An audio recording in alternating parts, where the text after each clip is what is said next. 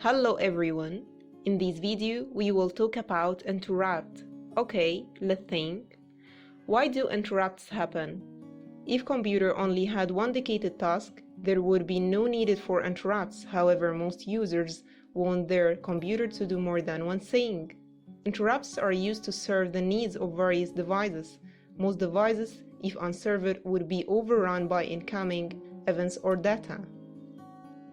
Interrupts are used to stop a running program, serve the device, and continue with the running program as if nothing had happened.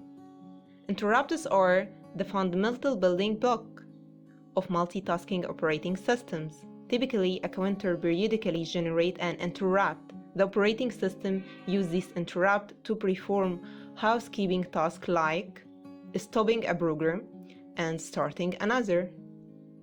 Why interrupts are used? These are used to get the attention of the CPU to perform services requested by either hardware or software. Okay, it seems that interrupts make modern operating system possible. Great, so what the interrupts in the operating system? An interrupt in the operating system is the kind of event generated either internally or externally that triggers a specific sequence of events.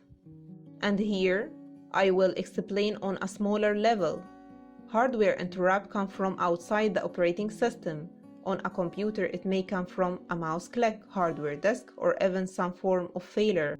These are called asynchronous interrupts because it doesn't necessarily happen after another operating on the computer has finished and isn't reliant on the computer's timing.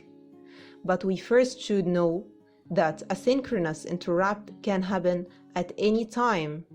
On our small system, let's say you have a microcontroller with one button and one LED attached. You have an interrupt that will turn on or off the LED, set to trigger when the button is pushed. It will set a flag somewhere in the microcontroller that essentially sends a direct message to the microcontroller, say, "Hi, an event happened," and it gives the location of event.